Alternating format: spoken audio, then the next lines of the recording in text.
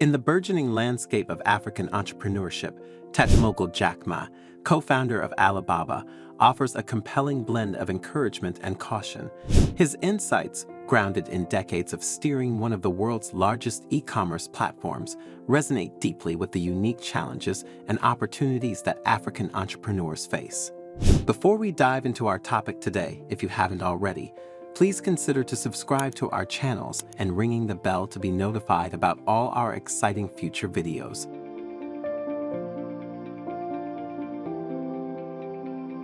Jack Ma delivered a captivating speech at a university in Kenya, emphasizing the potential and opportunities within Africa.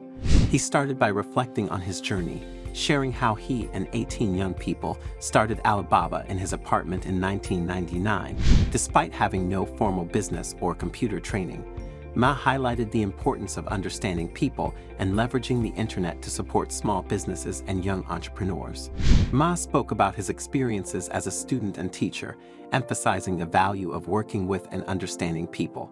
He learned that a good teacher wants their students to surpass them, a principle he carried into his role as CEO, where he aimed to hire and train people smarter than himself. Business before? Have you done business before? Have you learned like MBAs? No, I have never learned any knowledge about how to do business. I never got even one day of training of computer. I still even to today, I don't know how computer works. A lot of people challenge me, how can you run such a big e-commerce company without knowing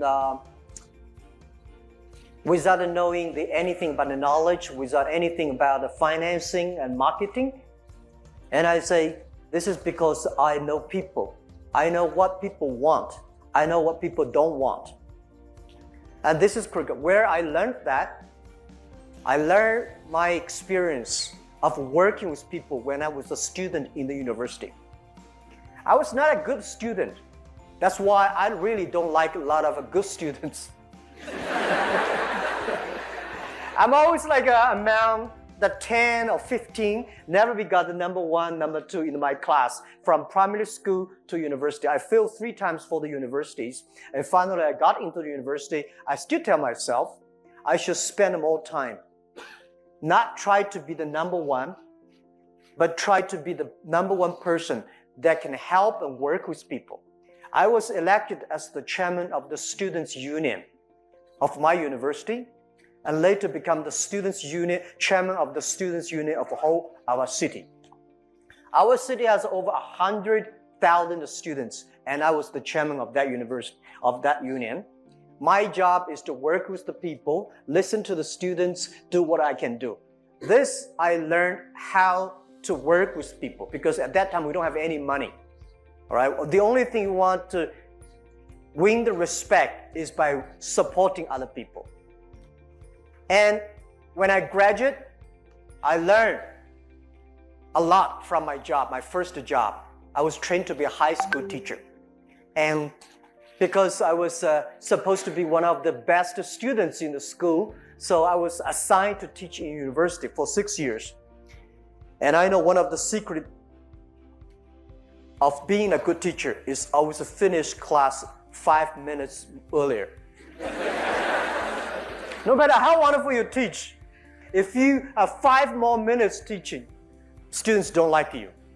If you finish earlier, efficient, and teach the students and share with the students how to learn instead of putting all the knowledge in their mind, writing all the things on blackboard, you will never be popular. I was elected as one of the best teachers in the university. But one thing I learned from teachers later become a CEO is that a good teacher always expects his students to do better than him. The teacher wants his students be good. I want this student be a banker, that be a mayor, that be a scientist. You don't want your students, this one bankrupted, that one in jail. You always expect your students be better. This is what I learned when I become an entrepreneur.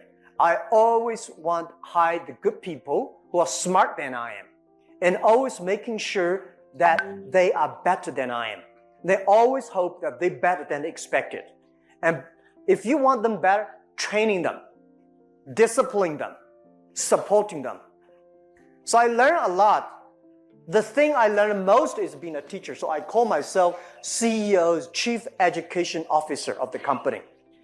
Ma stresses the importance of emotional intelligence, EQ, intellectual intelligence, IQ, and love quotient, LQ, for achieving success and respect. These traits help in understanding and supporting people, gaining knowledge, and caring for others.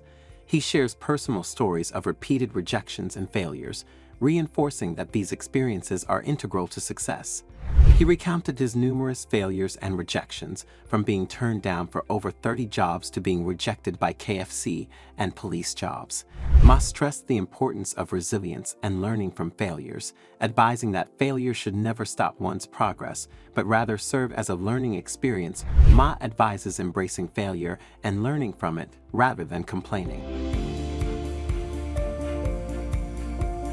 Jack also discussed the future of the internet, noting that while he always thought it would be significant, he never imagined its current vastness.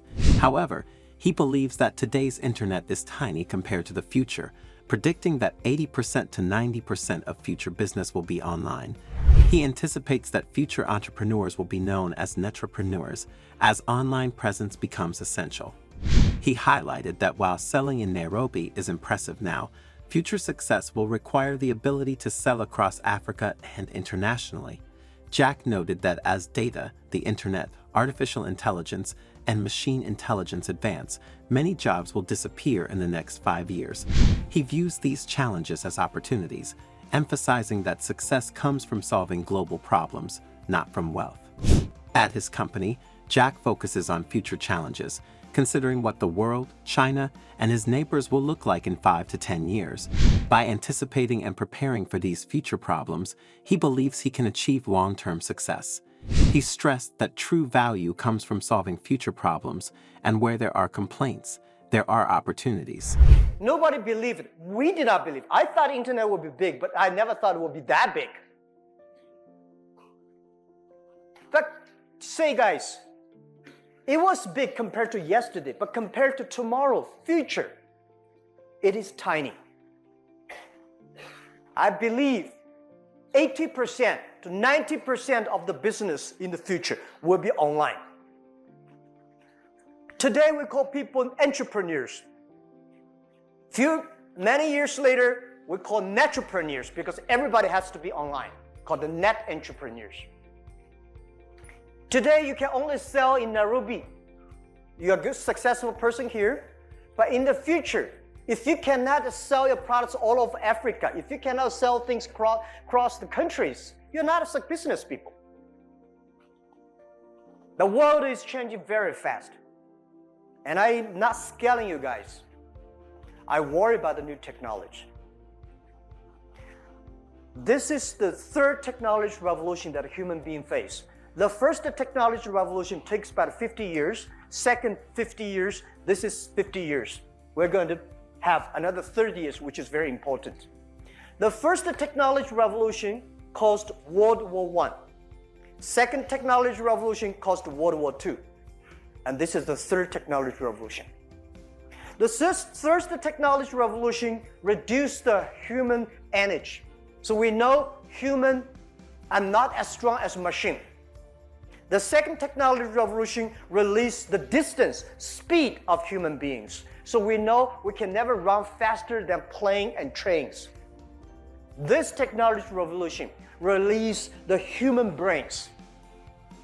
So don't be scared. Machine will be smarter than we are. And imagine, past 20 years, we make people like a machine. In the future, we'll make machine like a people. And data, internet, artificial intelligence, machine intelligence, all the things coming up, the world is facing big challenges. A lot of jobs that we think 5 years later it will be great jobs, or it's going to disappear. And this is the challenge to the world.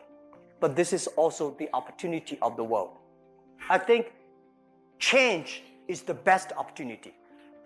People complaining is the best opportunity.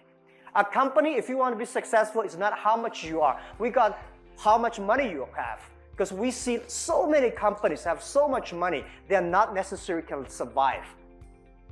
It's what problem you can solve for the world.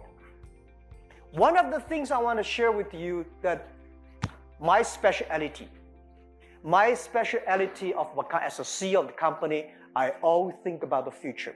I think about what the world will look like, what China will look like, what my neighbors will look like, what's the problem they will have in 5 or 10 years. If this is the problem is going to happen to China, if this is the problem is going to happen to my customers, if this is a problem to my neighbors, if I can fix that, if I can start to prepare now, 5 years later, I will be a successful person. Think about the future. Do not think about, if I do this, I'm going to be very successful. No, if I do this, I can solve a lot of problems at that time. That is the value that we bring. The world is challenging. And a lot of people complain, where's the opportunity? Opportunity always exists in the place where people complaining. When people complaining, think about, how can I solve it? If I can solve it, I have the chance. And where's the opportunity? When change comes, that's the opportunity. If there's no change, big business, rich people, powerful people, always there. Think about how internet can solve Kenya problem, how internet can solve the African problems. Without the internet, I don't think any small business, any young people in Africa, you have a few opportunity to sell your things across the other country. Only big companies have. So I think this is the greatest opportunity we have. Jack Ma's foremost piece of advice to African entrepreneurs is clear: speed up, but don't try to copy China. This guidance encapsulates a critical distinction. While China's rapid ascent as a global economic powerhouse offers valuable lessons, Ma emphasizes that Africa's path to success lies in forging its unique trajectory rather than mirroring another nation's experience. China's journey to becoming a technology and manufacturing hub involved distinct socio-economic conditions and policies. For African entrepreneurs, the key is to extract applicable lessons without attempting to replicate China's model wholesale. The African market, with its diverse cultures, economic landscapes, and social structures, demands innovative, localized solutions rather than imported strategies. Ma underscores the importance of leveraging Africa's intrinsic strengths. The continent boasts a youthful population brimming with energy and creativity, a wealth of natural resources, and a rapidly growing middle class. These elements form a solid foundation upon which to build robust, homegrown businesses. By focusing on local needs and tapping into indigenous knowledge and resources, African entrepreneurs can create sustainable and scalable enterprises. Technology, Ma argues, is a crucial driver for growth. He urges African entrepreneurs to embrace digital transformation and integrate technological innovations into their business models. The digital economy presents vast opportunities for leapfrogging traditional developmental stages, enabling businesses to reach markets that were previously inaccessible. However, thinking big is equally vital. African entrepreneurs should cultivate a global mindset, aspiring to not just serve local or regional markets, but to compete on an international stage. This ambition, coupled with a strong technological foundation, can propel African businesses to new heights. We are lucky because we're entering into a very, very interesting period. And I would say that Africa has the boat. I'm not coming here trying to inspire you. I'm coming here to tell the truth that this morning I found Africa as much more opportunity because you have young people. You have the whole world today is worried. I don't know why, everybody's worried. The whole world today is puzzled. But Africa, I see people have a passion. People have ideas. People say, this is the future because I think we have nothing to lose. Europe has a lot to lose. America has a lot to lose. Those countries worry about losing. They have a lot of puzzle. But Africa, I don't think you have anything to lose. And I heard that a lot of, Africa, there are so many opportunities, so many complaints, so many problems. That is the opportunity. If you want to be a big company, solve big problems. If you want to be a small company, solve small problems, complaints. All the people, I'm lucky enough, I'm traveling around the world. I see so many successful people, politicians, business people, scientists, artists. I find one quality that all the successful people share. They never complain. They are always optimistic. And the second, they always partner with good people. So this is something we are entering into a very interesting time. And Africa, you are the youngest continent in the world. The average age I heard is only 19 years old. That was amazing. That's the future. I'm calling on every country, pay special attention to next 30 years. That the poor infrastructure may giving you the opportunity that you never even imagined. So the thing that also I want to say, I heard so much about Kenya and Africa. Is it the forest, the animals, the what? You are guys living in the paradise. Think about China. China is the kitchen of the world. Very dirty now. The air pollutions. So Africa developed. You don't have to follow the other countries' model. Africa should be Africa. Using the new technology, protect the environment, protect the animals. It's easy to build buildings, but it is difficult to call the animal backs. It's impossible, right? Tell me where in this world you can see so many elephants and lions still walking around. Africa. Tell me where in this world you can still smell the real atmosphere, the real air. That's what, now I understand when I'm arriving why so many people come to Africa every year and go on. There's no business here, but you have a business to leverage that. And think about, if you want to build up a manufacturing base, think in a different way. It's impossible to copy China. And even if you copy China, you have no future. Because the world manufacturing is shifting from B2C to C2B. Normal way is business think about something and sell to the consumers. In the future, because of data technology, every manufacturer should be C2B, consumer to business. The manufacturer has to make their products smart, tailor-made, not large scale. China grew in the period of large container, massive assembly line.